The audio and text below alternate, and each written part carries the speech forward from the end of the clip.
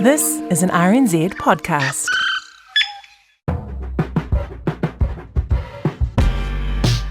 Carb lovers unite in this series of Here Now, Breaking Bread. These past few weeks I've talked to bakers from across different cultures about their daily bread. Altes Brot ist nicht hart, kein Brot zu haben, das ist hart.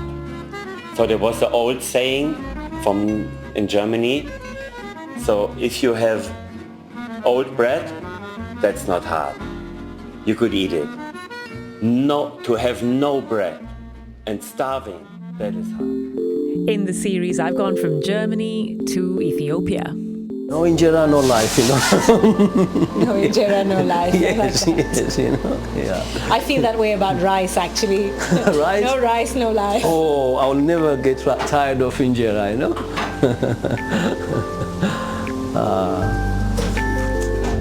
And two Turkish bakers doing their thing in Auckland. No bread, no breakfast.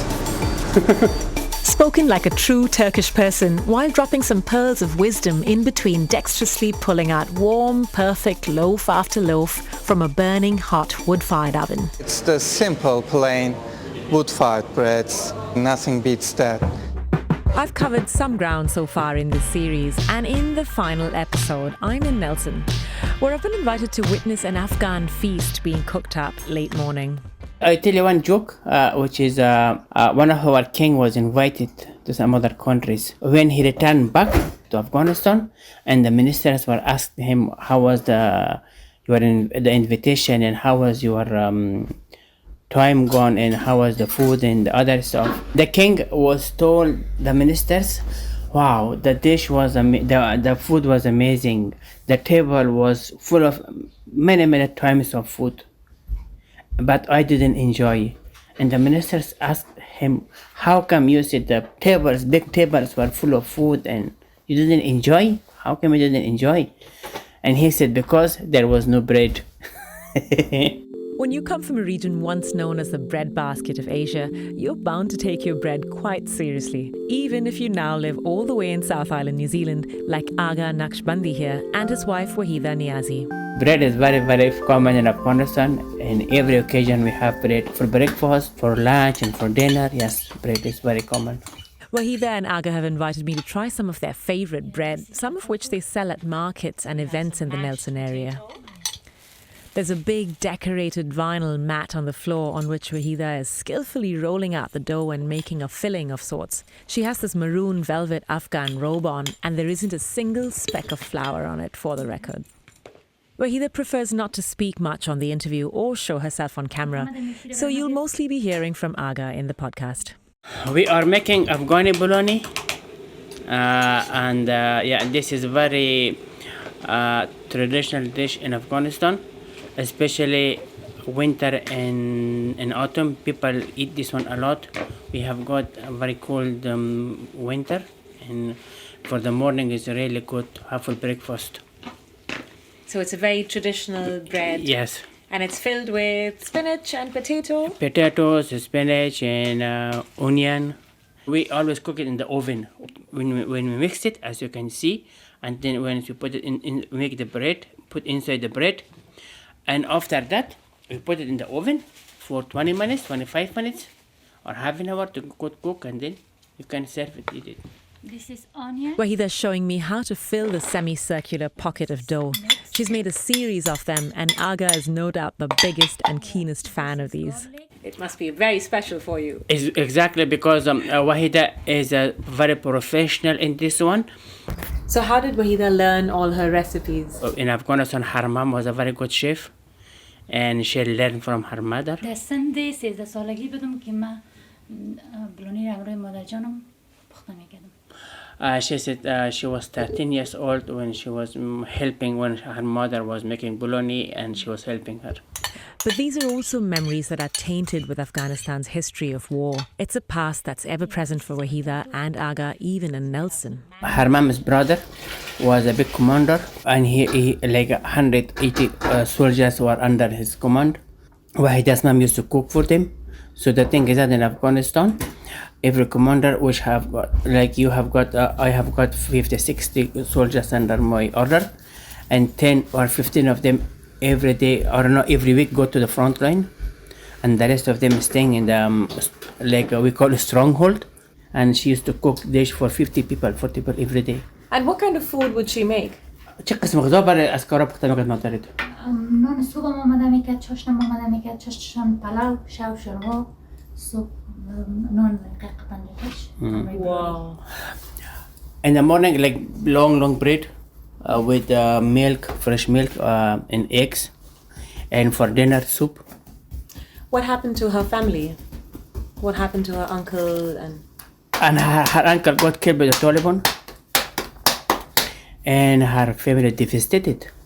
And her father also got killed, and her uncle also got killed. Most of the soldiers were under her uncle's.